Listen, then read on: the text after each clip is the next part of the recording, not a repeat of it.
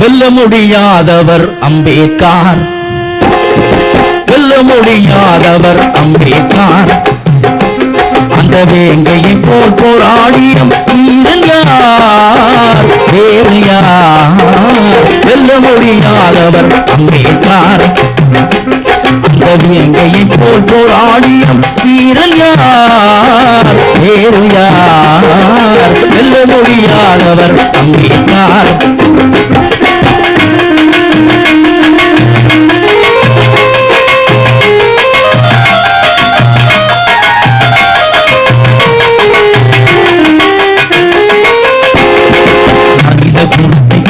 மதத்தை அழிக்க பிறந்த வீரர், மனித குலத்தை பிரித்த மதத்தை அழிக்க பிறந்த வீரர். மனுதரும தத்துவத்தில் நெருப்பு வைத்த சூரர், மனுதரும தத்துவத்தில் நெருப்பு வைத்த சூரர். மருண சாதி நெறிமுறையில் திரையிழித்த மேதை, மருண சாதி நெறிமுறையில் திரையிழித்த மேதை. வரலாறு நமக்களித்த புரட்சிக்கார பாதை. வெல்ல முடியாதவர் அம்பேத்கர். அந்த வேங்கையை போல் போராடிய வீரன் யார், வேறு யார்? வெல்ல முடியாதவர் அம்பேத்கர்.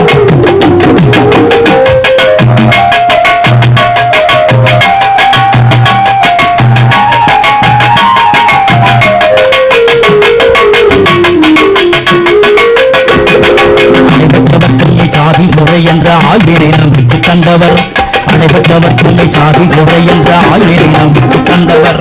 சாதி ஒழிப்பின்றி இந்திய புரட்சி சாத்தியம் இல்லை என்றவர். சாதி உயிரிழப்பு இனி வேண்டாம், போராடுகிற உணர்வுகளையும் சிறை செல்லும் துணிச்சலும் தந்திட்ட தலைவர்களாம் தந்தை பெரியார் அம்பேத்கரும் அவர் வழியில் அதிகமானும் காட்டிய வழியில் போராடுவோம்.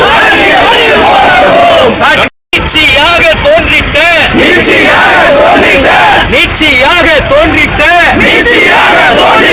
மாதேஸ்வரனே மாதேஸ்வரனே மாகேஸ்வரனே மகேஸ்வரனே அதியமானின் தம்பிகளின் வீர வணக்கம் வீர வணக்கம் 50 லட்சம் சக்கிரியர்களின்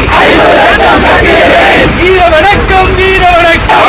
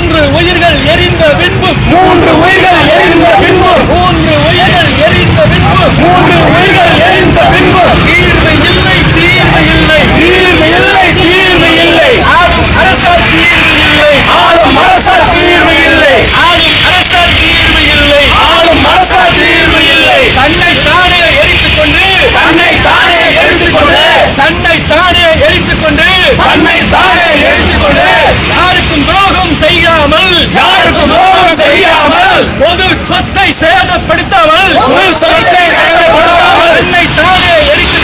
தன்னை தானே எடுத்துக்கொண்டு போராடுவது கேவலமா? 50 லட்சம் சக்கரை கூட்டம் காலடியில் வணங்குகிறது. உன் தியாகம் வீண் போகாது. உன் தியாகம் வீண் போகாது. உன் தியாகம் செய்து முடிப்போம். வீர வணக்கம், வீர வணக்கம். ஒடுக்கப்பட்ட மக்கள் சார்பில், ஒடுக்கப்பட்ட மக்கள் சார்பில் ஆதி தமிழர் பேரவை நாங்கள், வீர சட்டை போராளிகள் நாங்கள், அண்ணன் அதியமான் தம்பிகள் நாங்கள் வீர வணக்கம் செய்கின்றோம். வீர வணக்கம் செய்கின்றோம். வீர வணக்கம், வீர வணக்கம், வீர வணக்கம். நெத்தியிலே பிறந்தவனுக்கும் தோளிலே பூணூல் அணிந்தவனுக்கும் கொடுக்கிற முக்கியத்துவத்தை நாட்டிலுள்ள ஊடகங்கள் நம்மை போன்ற எளிய நிலையிலே இருக்கிறவர்களுக்கு என்றுமே கொடுப்பதில்லை என்பதை மீண்டும் மீண்டும் இந்த ஊடகங்கள் தங்களை பார்ப்பனியத்தினுடைய காலை களி குடிக்கிற அந்த தன்மை வாய்ந்தவர்கள்தான் என்கிற வகையில நம்மை பற்றிய செய்திகள் எங்கும் எதிலும் தொடர்ந்து மறுத்து வருகிற இந்த சூழலில்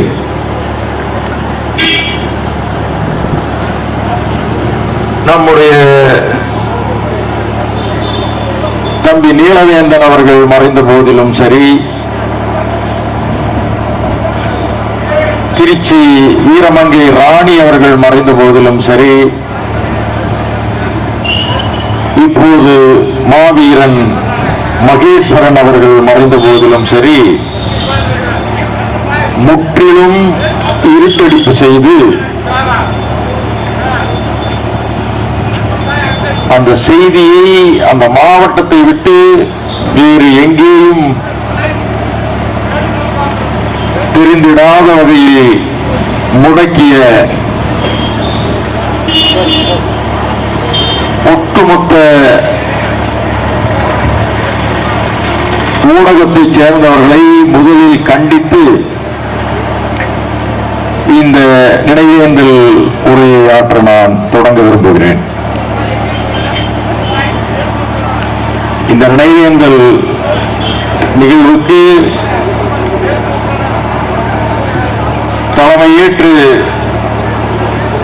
நடத்தி கொண்டிருக்கின்ற வடக்கு மாவட்ட செயலாளர் தளபதி மாறன் அவர்களே, முன்னிலை வகித்துக் கொண்டிருக்கின்ற சோழன் அவர்களே, அர்ஜுனன் அவர்களே, பரமேஸ்வரன் அவர்களே, வீர சக்திவேல் அவர்களே, வீரகுமார் அவர்களே, துரையரசன் அவர்களே, சின்னசாமி அவர்களே, பிரபாகரன் அவர்களே, சண்முகம் அவர்களே, சூரிய பிரகாஷ் அவர்களே, குமார் அவர்களே, கனி அவர்களே, நடராஜன் அவர்களே, இந்த நிகழ்விலே எனக்கு முன்னால் உரையாற்றி அமர்ந்திருக்கின்ற மாநில நிர்வாகிகள், மரியாதைக்குரிய தோழர் ஜானகி அவர்களே, குயிலி அவர்களே, அருந்ததி அரசு அவர்களே, கனகசபை அவர்களே, செல்வம் அவர்களே, வீர சிவா அவர்களே,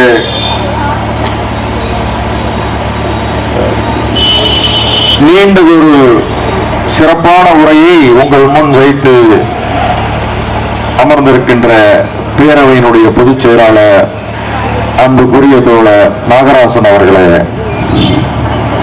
இறுதியிலே நன்றியை தெரிவிக்க காத்திருக்கின்ற வாடிபாளையத்தினுடைய சங்கீத் குமார் அவர்களே, இடைநிலை ஆசிரியர் பணிகள், தொடக்கநிலை ஆசிரியர் பணிகள், இன்னும் சொல்ல போனால் உதவி பேராசிரியர் பணிகள், இப்படிப்பட்ட பணிகளிலேதான் அருந்ததியர்களுக்கு மிகப்பெரிய அநீதி இன்றைக்கு நடைபெற்றுக் கொண்டிருக்கிறது. உள்ளிடஒதுக்கீடு இருந்தாலும் இங்கே அந்த இடஒதுக்கீட்டை பெற முடியவில்லை. ஏன் என்று சொன்னால், தமிழ்நாட்டிலே நடக்கிற இந்த அதிமுக ஆட்சி என்பது முற்றிலும் மேலே இருந்து அடிவரை அத்துணையும் ஊழல் மயமாகி கிடக்கிறது. ஒரு காலத்திலே தெரிந்தும் தெரியாமலும் ஊழல் இருந்தது. இன்றைக்கு ஒரு கண்டக்டர் வேலை வேண்டும் என்று சொன்னாலும் கூட 7 லட்சம் கொண்டு வா. துப்புரவு தூய்மை பணியாற்றுகிற நம்முடைய தோழருடைய வீட்டிலே அவர் இறந்து விட்டால் வாரிசு வேலை என்று சொன்னால் கூட, வாரிசு வேலை உனக்கு வேண்டும் என்றாலும் கூட நீ 4 லட்சம் கொண்டு வா என்று சொல்லிக் கொண்டிருக்கிறார். ஆக ஒட்டுமொத்த அதிமுக அரசு இந்த மீதி இருக்கிற 4 ஆண்டுகள் எதற்காக அவர்கள் நீடிக்க வேண்டும் என்று நினைக்கிறார்கள் என்றால், இன்னும் எப்படி இந்த மக்களை முற்றிலுமாக சுரண்டுவது என்பதற்காகத்தான் அவர்கள் ஆட்சியை நீடித்துக் கொண்டிருக்கிறார்கள். செலவு செய்த பணத்தை எடுக்க வேண்டும் அல்லவா? அதற்கான வேலைகள் அவர்கள் செய்வதில்லை. ஒரு அருந்ததியன் தேனியில ஒரு அருந்ததிய பெண் தேனி மாவட்டத்தில் தொடக்க பள்ளியில ஆசிரியராக நியமிக்கப்பட்டார். உடனே அந்த முதன்மை கல்வி அதிகாரி வந்து சொல்றார், நீ இந்த வேலை வேண்டாம் என்று எழுதி கொடுத்து விட்டு போ. இந்த பணியிலே நீடிக்க வேண்டும் என்றால் 10 லட்சம் கொண்டு வா. ஏனென்றால் 10 லட்சம் வைத்துக் கொண்டு ஒரு பல்லர் காத்துக் கொண்டிருக்கிறார், பல்லர் பெண் காத்துக் கொண்டிருக்கிறார். ஆக இவர்களுக்கு 10 லட்சம் தேவைப்படுகிறது. அருந்ததியர்கள் ஒதுக்கப்படுகிறார்கள். ஆக ஊழலின் காரணமாக இடஒதுக்கீடு இங்கு மறுக்கப்படுகிறது. ஆக இடஒதுக்கீடு மறுக்கப்படுகிறது என்றால் அதை எதிர்த்து கேள்வி கேட்பதற்கு நாம் இன்னும் தயாராகவில்லை. இதே இடஒதுக்கீட்டை பயன்படுத்தி வேலை வாய்ப்பு பெற்ற ஆயிரக்கணக்கான அருந்ததியர்கள் இன்றைக்கு இருக்கிறார்கள். அப்படி வேலை வாய்ப்பு பெற்ற அந்த அருந்ததியர்கள் எல்லாம் தங்களை அருந்ததியர்கள் என்று சொல்லுவதற்கே பயந்து தயங்கிக் கொண்டு இன்றைக்கு வேலை செய்து கொண்டிருக்கிறார்கள். என் அலுவலகத்தில் வந்து என்னை அருந்ததியர் என்று சொல்லாது, சக்கிலியர் என்று என்னை அழைக்காதே என்று அவன் சொல்லிக் கொண்டிருக்கிறான். ஆக எப்படி புரட்சியாளர் அம்பேத்கர் அன்றைக்கு சொன்னாரோ, படித்தவர்கள் என்னை ஏமாற்றி விட்டார்கள், என்னால் பயன்பெற்ற படித்தவர்கள் தான் என்னை ஏமாற்றினார்கள், இந்த மக்கள் என்னுடைய கருத்தை ஏற்றுக்கொண்டார்கள், இவர்கள் என்னை ஏமாற்றவில்லை, நான் ஏமாந்தது படித்தவர்களால் தான். அதே நிலைதான் இன்றைக்கு அருந்ததியர்கள் மத்தியிலையும் நீடித்துக் கொண்டிருக்கிறது.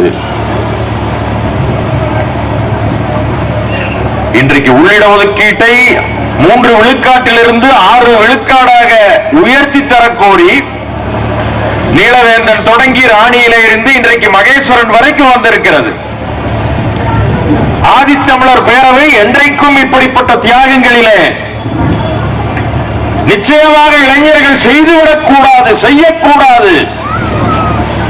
அது மிகப்பெரிய இழப்பு, நமக்கு மட்டுமல்ல, குடும்பத்துக்கு இழப்பு, உற்றார் உறவினர்களுக்கு இழப்பு. இதை செய்யக்கூடாது என்று கண்டிப்புடன் நான் பல கூட்டங்களிலே சொல்லி இருக்கிறேன். ஏன் என்று சொன்னால், இளைஞர்களே, நம்மை நாமே மாய்த்துக் கொள்வதற்கு முன்பு நமக்கான எதிரிகள் இந்த நாட்டிலே அதிகம் இருக்கிறார்கள், ஆதிக்க சாதியினர்கள் இருக்கிறார்கள். நம்முடைய சகோதரிகளை பாலியல் வன்கொடுமை செய்துவிட்டு சட்டத்தின் முன்னிருந்து தப்பித்து விட்டு குற்றவாளிகளாக இருக்கிற பல பேர் இன்றைக்கு இருந்து கொண்டிருக்கிறார்கள்.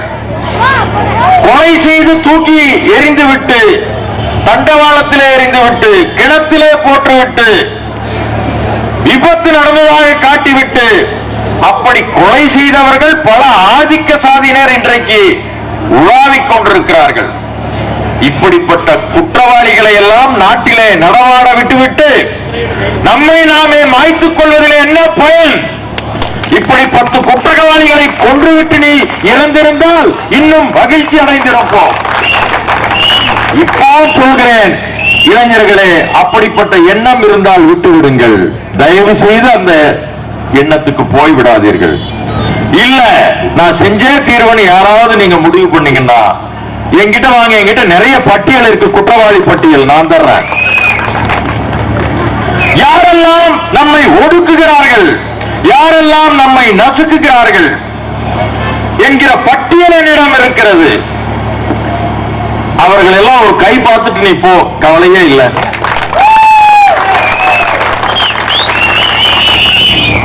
ஆனால் அப்படியெல்லாம் இல்லாமல் நம்மை நாமே மாய்த்துக் கொள்வது எவ்வளவு பெரிய இழப்பு தெரியுமா நமக்கு? இன்றைக்குத்தான் இளைஞர்கள் தமிழகம் எங்கும் ஒன்று சேர்ந்திருக்கிறார்கள், நீலச்சட்டையிலே வந்து சேர்ந்திருக்கிறார்கள். இந்த மாற்றம் எப்படி நிகழ்ந்தது? ஒரு நாளில் 2 நாளில் நிகழ்ந்ததா? இந்த மாற்றத்துக்கே 20 ஆண்டுகளாக இருக்கிறது. நான் கேட்கிறேன், இங்கே பேசிய நம்முடைய வழக்கறிஞர் ஆனந்தனும் பொதுச் செயலாளரும் நம்முடைய ஜானகி அம்மாள் அவர்களும் இங்கே இருக்கிற கம்யூனிஸ்ட் கட்சிகள் எல்லாம் ரொம்ப திட்டுனாங்க. எனக்கே கொஞ்சம் வருத்தமா இருந்தது. இல்ல, இந்த திருப்பூர் என்பது கம்யூனிஸ்ட் கட்சிகள் அதிகம் இருக்கிற இடம். ஆனா சரியான இடத்துல தான் அவங்க பேசி இருக்கிறாங்க, சரியான விஷயத்தை தான் பேசி இருக்கிறாங்க. ஒரு 30 ஆண்டு கால இடஒதுக்கீட்டை பற்றி பேசாத கம்யூனிஸ்ட் கட்சிகள், கம்யூனிசத்தை பற்றி நான் குறை சொல்லவில்லை, கம்யூனிஸ்ட் கட்சிகளை பற்றி நான் பேசிக் கொண்டிருக்கிறேன்.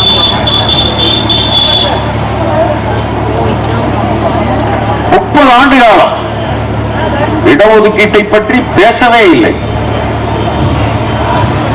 இன்றைக்கு பேசிக் கொண்டிருக்கிறார்கள். நீங்கள் இடஒதுக்கீட்டை பேச ஆரம்பித்து அதிகபட்சமா ஒரு 10 ஆண்டுகளுக்குள்ளதான் இருக்கும். அதில் நம்பிக்கை இல்லாதவர்கள் நீங்கள். பொருளாதார விடுதலையே முடிவு என்று நீங்கள் நினைத்துக் கொண்டிருந்தவர்கள். ஆனால் அந்த பொருளாதார விடுதலை என்பது இந்தியாவிலே எவ்வளவு சிக்கல்கள் வாய்ந்தது. மண்ணுக்கேற்ற மார்க்சியம் வேண்டாமா? மண்ணுக்கேற்ற மார்க்சியம் என்பது எது? மேடு பள்ளம் இருக்கிற ஒரு இடத்திலே நீங்கள் தண்ணீரை ஊற்றுகிறீர்கள். அப்படி என்றால் அந்த தண்ணீர் எப்படி போகும்? மேடு இருக்கிற இடத்துல கொஞ்சமாகும், பள்ளம் இருக்கிற இடத்துல அதிகமாக தண்ணி போகும். சமூக நீதி என்பது அதுதான். அடித்தட்டுல இருக்கிறவனுக்கு அதிகமான இடஒதுக்கீடும் வாய்ப்பும் வசதிகளும் தேவை.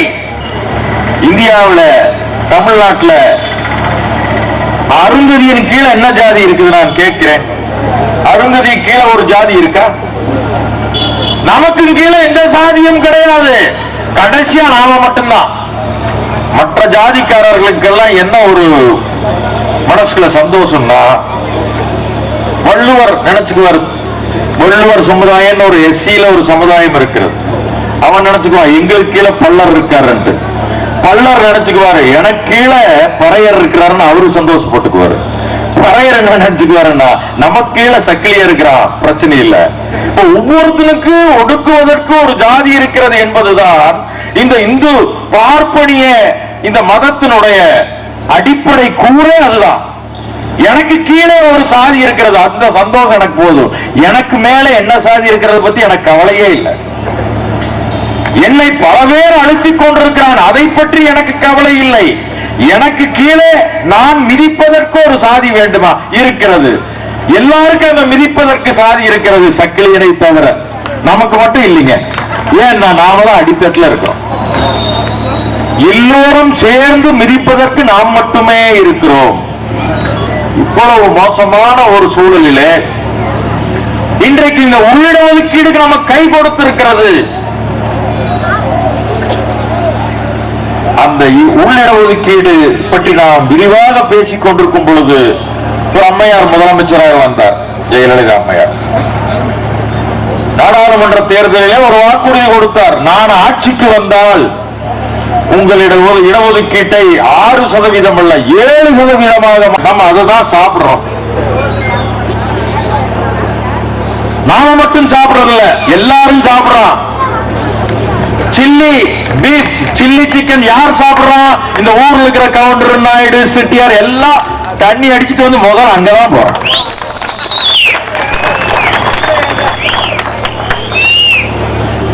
சில்லி பீஃபினுடைய டேஸ்ட் சக்கிலியனை விட உனக்கு தான் நல்லா தெரியும், எங்களுக்கு தெரியாது. இதுல வந்து நிறைய பார்ப்பனர்கள், நீங்க ஸ்டார் ஹோட்டலுக்கெல்லாம் நீங்க யாரும் நிறைய பேர் வந்திருக்க மாட்டீங்க. எனக்கு தெரிஞ்சு நான் சில பகுதிகளுக்கு எல்லாம் போயிருக்கிறேன். அங்க வந்து உட்கார்ந்து சாப்பிடுறது மாமியும் மகளும் மருமகனும் ஒன்னா வந்து அங்க ஆர்டர் பண்றதே என்ன தெரியுமா? சில்லி பீஃப் கொண்டாங்க தான் ஆர்டர் பண்றாங்க. ஸ்டார் ஹோட்டல்ல அதான் வேலை. பார்ப்பனர்களே அதான். வரலாற்றில் ராமன் மாட்டுக்கறியை தான் சாப்பிட்டான், விவேகானந்தர் மாட்டுக்கறியை தான் சாப்பிட்டு இருக்காரு. மாட்டுக்கறியை சாப்பிடாதவன் இந்துவாக இருக்க முடியாது என்று விவேகானந்தர் சொன்னா உங்க தலைவர் தான் சொல்ற. இஸ்லாமியர்களுக்கு செக் வச்சிருக்கான், என்னன்ட்டு ஒட்டகத்தையும் அறுக்கக்கூடாது, கறிக்காக ஒட்டகத்தையும் மாட்டையும் அறுக்கக்கூடாது. கரெக்டா நேத்து முந்தா நேத்து தான் நோன்பு தொடங்கி இருக்குது. கரெக்டா அன்னைக்கு தான் அந்த அறிவிப்பு வருது. இஸ்லாமியர்களை நோக்கிய மிகப்பெரிய தாக்குதல் இது. குர்பானிக்கு ஒட்டகத்தை விடுவார்கள். ஆக இப்படிப்பட்ட தாக்குதலை மிக நுட்பமாக ஆய்ந்து இந்த பார்ப்பன பரதேசிகள் இந்த வேலையை இன்றைக்கு செய்து கொண்டிருக்கிறார்கள். நான் இந்துத்துவ சக்தியை நான் சொல்லவே மாட்டேன், ஏன்னா அதுக்கு ஒரு தத்துவமும் கிடையாது. அது எதுக்கு தத்துவம் சொல்றது? பார்ப்பன பண்டார பரதேசிகளுடைய கொள்கைகள் அது. நம்முடைய பொறுமையை சோதித்துக் கொண்டிருக்கிறார்கள். உங்களுக்கு ஒரு செய்தியை நான் சொல்ல விரும்புகிறேன். ஹிட்லரை பற்றி நீங்கள் கேள்விப்பட்டிருப்பீர்கள். ஜெர்மனியை ஆண்டவன், உலகத்தையே தன்னுடைய ஆளுகைக்குள் கொண்டு வர வேண்டும் என்று விரும்பியவன். அவன் யூதர்களை வெறுத்தான். ஏன் யூதர்களை வெறுத்தான் என்று சொன்னால், ஹிட்லர் அந்த நாட்டிலே அன்றைக்கு இளைஞராக இருந்த பொழுது, பள்ளியிலே படிக்கும் பொழுது திருவோணங்களிலே ஓவியங்களை வரைந்து கொண்டிருந்தான். அந்த ஓவியங்களிலே கிடைக்கிற காசை வைத்துத்தான் அவன் படித்துக் கொண்டிருந்தான்.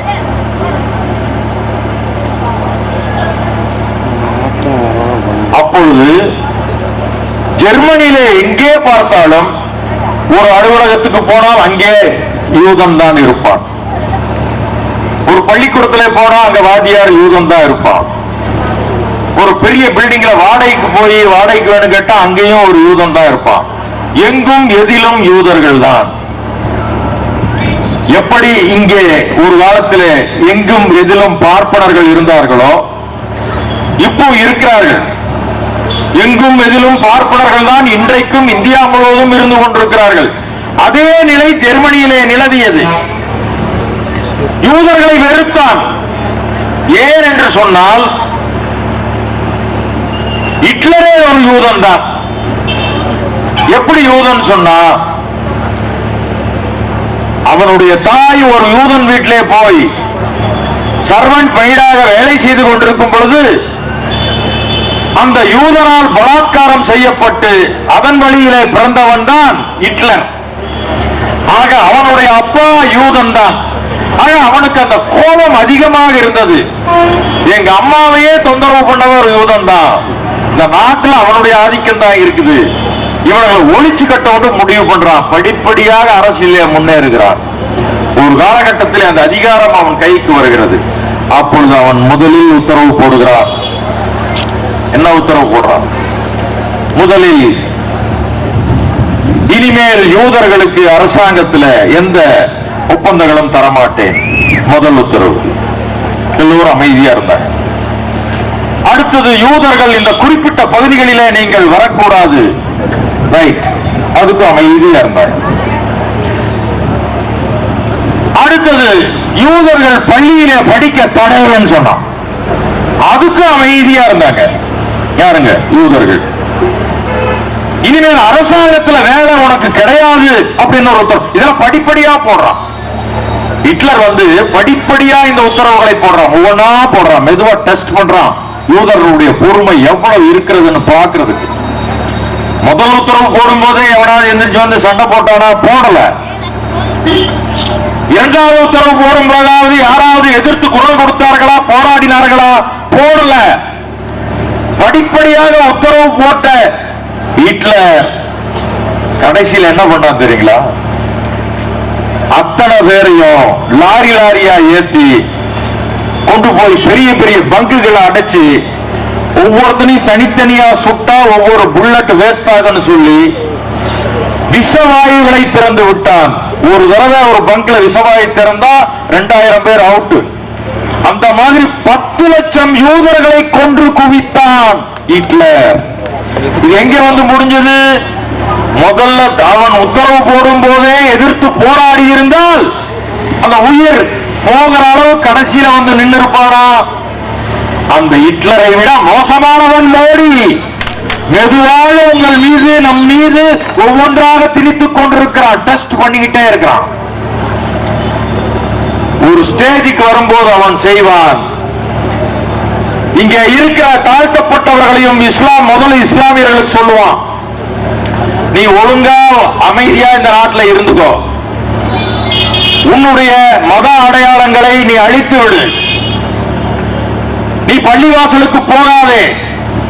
பள்ளிவாசல் எல்லாம் இடிச்சு தள்ளிடுவான். இடிச்சு தள்ளிட்டு யாரை வச்சு இடிச்சு தள்ளுவான்னா இதே தாழ்த்தப்பட்டவர்களை வச்சுட்டு தான் இடிக்குவான். இன்னைக்கு இதே இவர்கள் பேசுகிற இந்த பார்ப்பனிய இந்துத்துவ சக்திகளிலே அதிகம் பேர் யார் இருக்கிறார்கள்? சேரிகளிலே போய் எப்படியாவது நம்முடைய மக்களுக்கு போதைகளை வழங்கி, மருந்துகளை வழங்கி, சாராயத்தை வழங்கி அவர்களை இன்றைக்கு அந்த கட்சியிலே வைத்துக் கொண்டு அவர்களை வைத்துத்தான் இந்த கலவரங்களை திட்டமிட்டவன் செய்து கொண்டிருக்கிறான். அப்படிப்பட்ட மோடி படிப்படியாக செய்வான். பேசாமல் இருந்தால் முடித்து விடுவான். கடைசியில நம்ம கிட்ட வருவான். நம்மளால அவனுக்கு எந்த பிரயோஜனம் இல்லை. எப்படி ஹிட்லர் யூதர்களை செய்தானோ அதை நிச்சயமாக இந்த தாழ்த்தப்பட்டவர்கள் மீது மோடி செய்வதற்கு தயங்க மாட்டார். அந்த நிலை போகும் வரை நாம் அமைதியாக இருக்க போகிறாமா என்பதுதான் இப்பொழுது கேள்வி. மாடு விற்பதற்கு தடை என்று சொன்னால் முதலில் யார் பொங்கி எழுந்து வந்திருக்க வேண்டும்? நாம நம்ம என்ன 10 ஏக்கர் நிலம் வச்சுட்டு நான் 20 மாடுகளை வளர்த்திட்டு இருக்கேனா? நம்ம சக்கிலியர்கள் யாராவது அப்படி வளர்த்திட்டு இருக்கிறோமா? கிடையவே கிடையாது.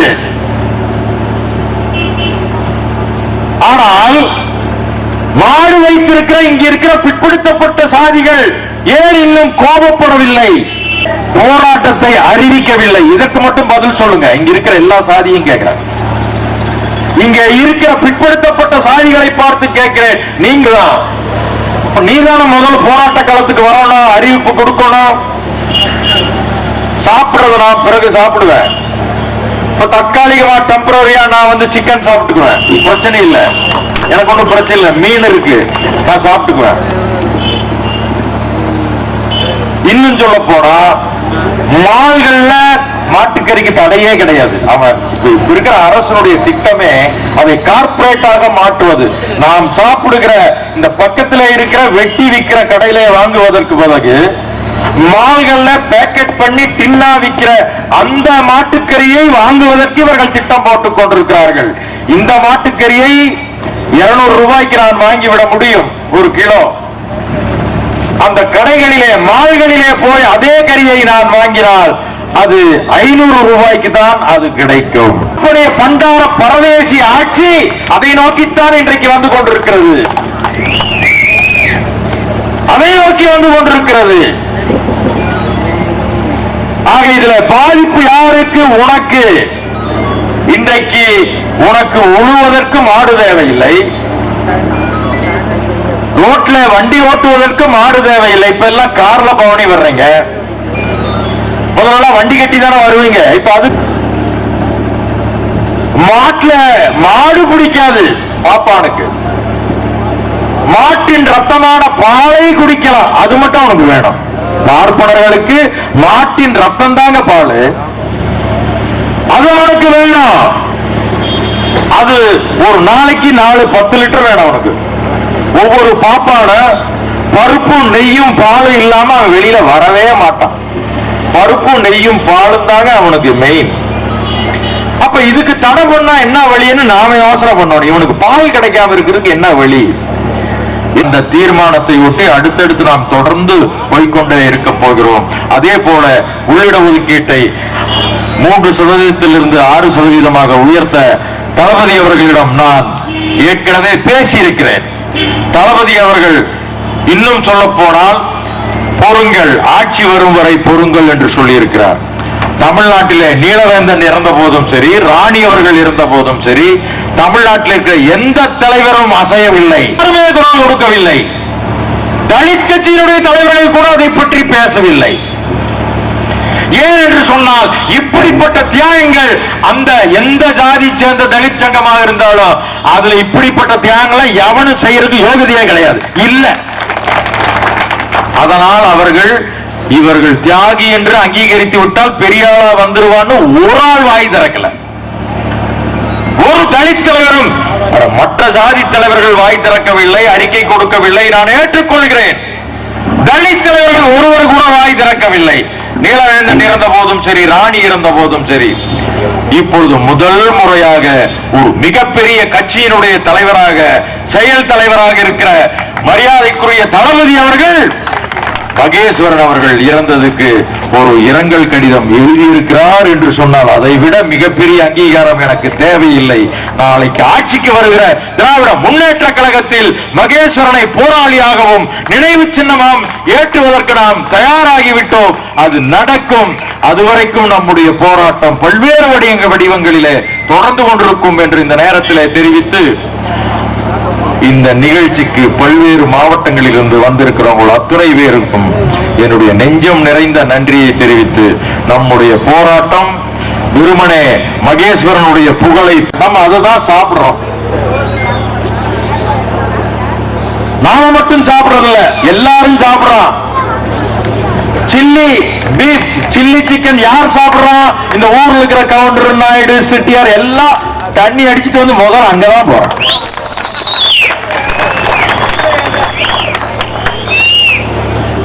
சில்லி பீஃபினுடைய டேஸ்ட் சக்கிலியனை விட உனக்கு தான் நல்லா தெரியும், எங்களுக்கு தெரியாது.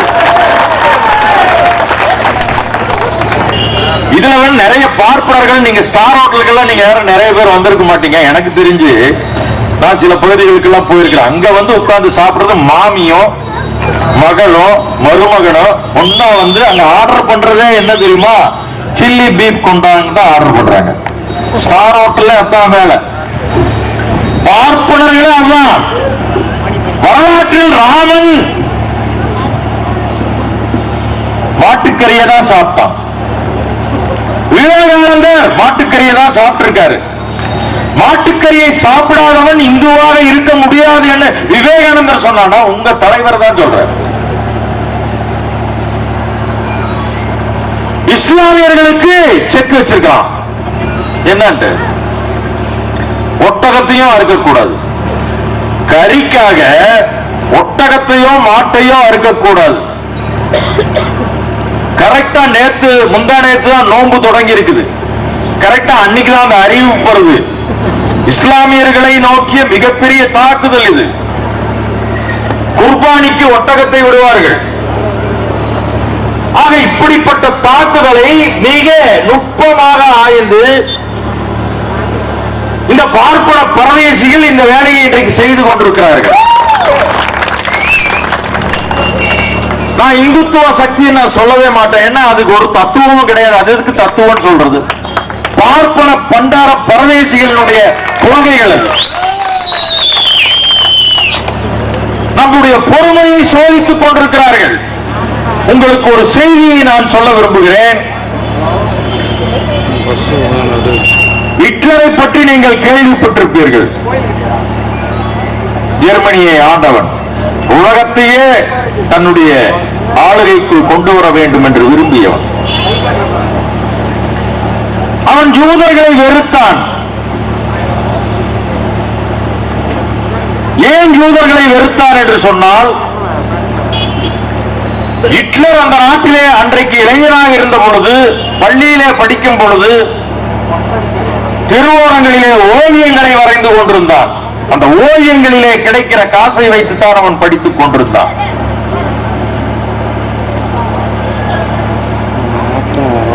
அப்பொழுது ஜெர்மனியிலே எங்கே பார்த்தாலும் ஒரு அலுவலகத்துக்கு போனால் அங்கே யூதன் தான் இருப்பான். ஒரு பள்ளிக்கூடத்தில் போனா அங்க வாத்தியார் யூதன் தான் இருப்பான். ஒரு பெரிய பில்டிங்ல வாடகைக்கு போய் வாடகைக்கு வேணும் கேட்டா அங்கேயும் ஒரு யூதன் தான் இருப்பான். எங்கும் எதிலும் யூதர்கள் தான். எப்படி இங்கே ஒரு காலத்தில் எங்கும் எதிலும் பார்ப்பனர்கள் இருந்தார்களோ இப்போ இருக்கிறார்கள். எங்கும் எதிலும் பார்ப்பனர்கள் தான் இன்றைக்கும் இந்தியா முழுவதும் இருந்து கொண்டிருக்கிறார்கள். அதே நிலை ஜெர்மனியிலே நிலவியது. யூதர்களை வெறுத்தான். ஏன் என்று சொன்னால், ஹிட்லரே ஒரு யூதன் தான். எப்படி யூதன் சொன்னா, அவனுடைய தாய் ஒரு யூதன் வீட்டிலே போய் சர்வன்ட் மெய்டாக வேலை செய்து கொண்டிருக்கும் பொழுது அந்த யூதனால் பலாத்காரம் செய்யப்பட்டு அதன் வழியிலே பிறந்தவன் தான் ஹிட்லர். ஆக அவனுடைய அப்பா யூதன் தான். ஆக அவனுக்கு அந்த கோபம் அதிகமாக இருந்தது. எங்க அம்மாவையே தொந்தரவு பண்ணவர் யூதன் தான். இந்த நாட்டில் அவனுடைய ஆதிக்கம் தான் இருக்குது. இவர்களை ஒழிச்சு கட்ட முடிவு பண்றான். படிப்படியாக அரசியலே முன்னேறுகிறான். ஒரு காலகட்டத்தில் அந்த அதிகாரம் அவன் கைக்கு வருகிறது. அப்பொழுது அவன் முதலில் உத்தரவு போடுகிறான். என்ன உத்தரவு போடுறான்? முதலில் இனிமேல் யூதர்களுக்கு அரசாங்கத்தில் எந்த ஒப்பந்தங்களும் தரமாட்டேன். முதல் உத்தரவு. எல்லோரும் அமைதியா இருந்தாங்க. அடுத்தது, யூதர்கள் இந்த குறிப்பிட்ட பகுதிகளிலே நீங்கள் வரக்கூடாது. ரைட், அதுக்கு அமைதியா இருந்தாங்க. அடுத்தது, யூதர்கள் பள்ளியிலே படிக்க தடைன்னு சொன்னான். அதுக்கு அமைதியா இருந்தாங்க. யாருங்க? யூதர்கள். இனிமேல் அரசாங்கத்துல வேலை உனக்கு கிடையாது அப்படின்னு ஒரு உத்தரவு. இதெல்லாம் படிப்படியா போடுறான். ஹிட்லர் படிப்படியா இந்த உத்தரவுகளை போடுறான். ஒவ்வொன்னா போடுறான். மெதுவா டெஸ்ட் பண்றான். யூதர்களுடைய பொறுமை எவ்வளவு இருக்கிறதுன்னு பாக்குறதுக்கு. முதல் உத்தரவு போடும் போதே எவனாவது எந்திரிச்சு சண்டை போட்டானா? போடல. இரண்டாவது உத்தரவு போடும் போதாவது யாராவது எதிர்த்து குரல் கொடுத்தார்களா? போராடினார்களா? போடல. படிப்படியாக உத்தரவு போட்ட ஹிட்லர் கடைசியில் என்ன பண்ணான் தெரியுங்களா?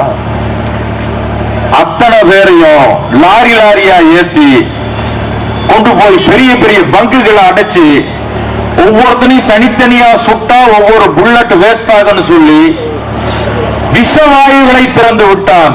ஒரு தடவை ஒரு பங்க்ல விஷவாயு திறந்தா 2000 பேர் அவுட்.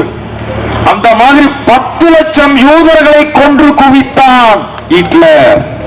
இது எங்க முடிஞ்சது? முதல்ல அவன் உத்தரவு போடும் போதே எதிர்த்து போராடி இருந்தால் அந்த உயிர் போகிற அளவு கடைசியில நின்று இருப்பானா? அந்த ஹிட்லரை விட மோசமானவன் மோடி. மெதுவாக உங்கள் மீது நம் மீது ஒவ்வொன்றாக திணித்துக் கொண்டிருக்கிறான். டெஸ்ட் பண்ணிக்கிட்டே இருக்கிறான். ஒரு ஸ்டேஜுக்கு வரும்போது அவன் செய்வான். இங்க இருக்கிற தாழ்த்தப்பட்டவர்களையும் முதல்ல இஸ்லாமியர்களுக்கு சொல்லுவான், நீ ஒழுங்கா அமைதியா இந்த நாட்டில் இருந்துக்கோ. உன்னுடைய மத அடையாளங்களை நீ அழித்து விடு. நீ பள்ளிவாசலுக்கு போகாதே. பள்ளிவாசலெல்லாம் இடிச்சு தள்ளிடுவான். இடிச்சு தள்ளிட்டு யாரை வச்சு இடிச்சு தள்ளுவான்னா இதே தாழ்த்தப்பட்டவர்களை வச்சுட்டு தான் இடிக்குவான். இன்னைக்கு இதே இவர்கள் பேசுகிற இந்த பார்ப்பனிய இந்துத்துவ சக்திகளிலே அதிகம் பேர் யார் இருக்கிறார்கள்? சேரிகளிலே போய் எப்படியாவது நம்முடைய மக்களுக்கு போதைகளை வழங்கி, மருந்துகளை வழங்கி, சாராயத்தை வழங்கி அவர்களை இன்றைக்கு அந்த கட்சியிலே வைத்துக் கொண்டு அவர்களை வைத்துத்தான் இந்த கலவரங்களை திட்டமிட்டவன் செய்து கொண்டிருக்கிறான். அப்படிப்பட்ட மோடி படிப்படியாக செய்வான். பேசாமல் இருந்தால் முடித்து விடுவான். கடைசியில நம்ம கிட்ட வருவான். நம்மளால அவனுக்கு எந்த பிரயோஜனம் இல்ல. எப்படி ஹிட்லர் யூதர்களை செய்தானோ அதை நிச்சயமாக இந்த தாழ்த்தப்பட்டவர்கள் மீது மோடி செய்வதற்கு தயங்க மாட்டார். அந்த நிலை போகும் வரை நாம் அமைதியாக இருக்க போகிறாமா என்பதுதான் இப்பொழுது கேள்வி. மாடு விற்பதற்கு தடை என்று சொன்னால் முதலில் யார் பொங்கி எழுந்து வந்திருக்க வேண்டும்? நாம நம்ம என்ன 10 ஏக்கர் நிலம் வச்சுட்டு நான் 20 மாடுகளை வளர்த்திட்டு இருக்கேனா? நம்ம சக்கிலியர்கள் யாராவது அப்படி வளர்த்திட்டு இருக்கிறோமா? கிடையவே கிடையாது. ஆனால் மாடு வைத்திருக்கிற இங்க இருக்கிற பிற்படுத்தப்பட்ட சாதிகள் ஏன் இன்னும் கோபப்படவில்லை? போராட்டத்தை அறிவிக்கவில்லை. இதற்கு மட்டும் பதில் சொல்லுங்க. இங்க இருக்கிற எல்லா சாதியும் கேட்கிறேன். இங்க இருக்கிற பிற்படுத்தப்பட்ட சாதிகளை பார்த்து கேட்கிறேன். நீதான முதல் போராட்ட களத்துக்கு வரணும், அறிவிப்பு கொடுக்கணும். சாப்பிடுறது நான் பிறகு சாப்பிடுவேன். இப்ப தற்காலிகமா டெம்பரரியா நான் வந்து சிக்கன் சாப்பிட்டுக்குவேன், பிரச்சனை இல்ல. எனக்கு ஒன்றும் பிரச்சனை இல்லை. மீன் இருக்கு, நான் சாப்பிட்டுக்குவேன். இன்னும் சொல்ல போனா மால்கள்ல மாட்டுக்கறிக்கு தடையே கிடையாது. அவன் இருக்கிற அரசனுடைய திட்டமே அதை கார்பரேட்டாக மாற்றுவது. நாம் சாப்பிடுகிற இந்த பக்கத்துல இருக்கிற வெட்டி விற்கிற கடையில வாங்குவதற்கு பதிலாக மால்கள்ல பேக்கெட் பண்ணி டின்னா விற்கிற அந்த மாட்டுக்கறியை வாங்குவதற்கு இவர்கள் திட்டம் போட்டுக் கொண்டிருக்கிறார்கள். இந்த மாட்டுக்கறியை 200 ரூபாய்க்கு நான் வாங்கிவிட முடியும் ஒரு கிலோ. அந்த கடைகளிலே மால்களிலே போய் அதே கறியை நான் வாங்கினால் அது 500 ரூபாய்க்கு தான் அது கிடைக்கும். பண்டார பரதேசி ஆட்சி அதை நோக்கித்தான் இன்றைக்கு வந்து கொண்டிருக்கிறது. அதை நோக்கி வந்து கொண்டிருக்கிறது. ஆக இதுல பாதிப்பு யாருக்கு? உனக்கு. இன்றைக்கு உனக்கு உழுவதற்கு மாடு தேவையில்லை, ரோட்ல வண்டி ஓட்டுவதற்கு மாடு தேவையில்லை. இப்ப எல்லாம் கார்ல பவனி வர்றீங்க. முதல்ல வண்டி கட்டி தானே வருவீங்க. இப்ப அது மாட்டுல மாடு பிடிக்காது.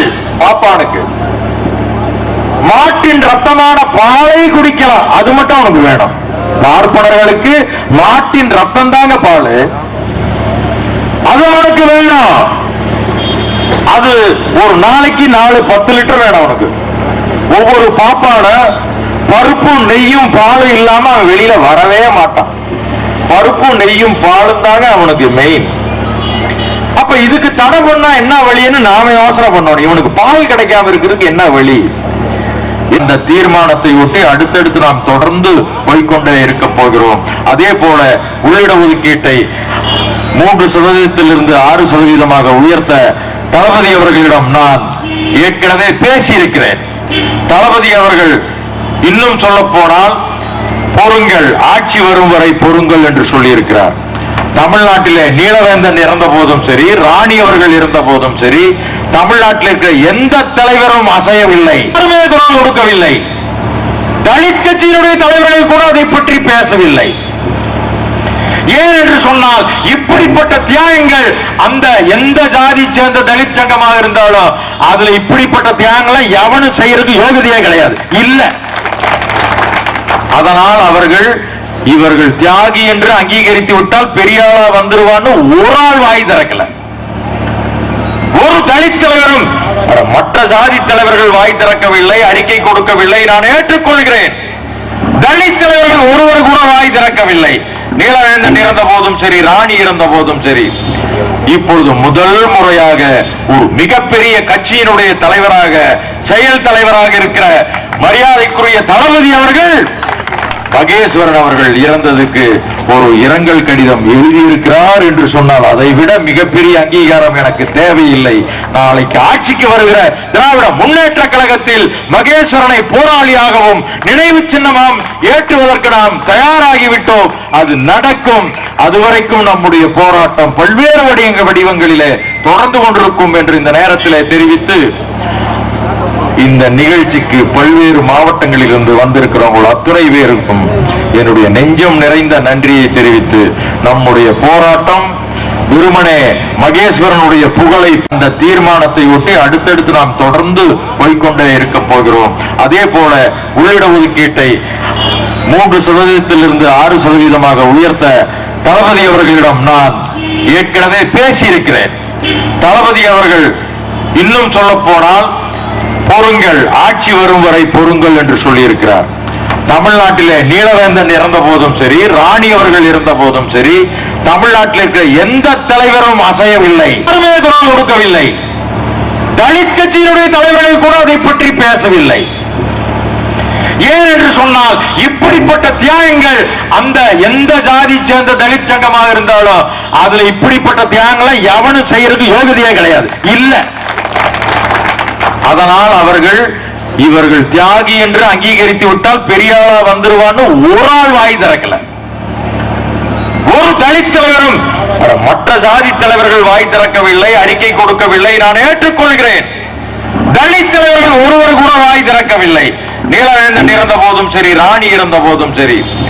இப்பொழுது முதல் முறையாக ஒரு மிகப்பெரிய கட்சியினுடைய தலைவராக, செயல் தலைவராக இருக்கிற மரியாதைக்குரிய தளபதி அவர்கள் மகேஸ்வரன் அவர்கள் இறந்ததுக்கு ஒரு இரங்கல் கடிதம் எழுதியிருக்கிறார் என்று சொன்னால் அதை விட மிகப்பெரிய அங்கீகாரம் எனக்கு தேவையில்லை. நாளைக்கு ஆட்சிக்கு வருகிற திராவிட முன்னேற்ற கழகத்தில் மகேஸ்வரனை போராளியாகவும் நினைவு சின்னமாகவும் ஏற்றுவதற்கு நாம் தயாராகிவிட்டோம். அது நடக்கும். அதுவரைக்கும் நம்முடைய போராட்டம் பல்வேறு வடிவங்களிலே தொடர்ந்து கொண்டிருக்கும் என்று இந்த நேரத்திலே தெரிவித்து, இந்த நிகழ்ச்சிக்கு பல்வேறு மாவட்டங்களில் இருந்து வந்திருக்கிறவங்க அத்துணை பேருக்கும் என்னுடைய நெஞ்சம் நிறைந்த நன்றியை தெரிவித்து நம்முடைய போராட்டம் வெறுமனே மகேஸ்வரனுடைய புகழை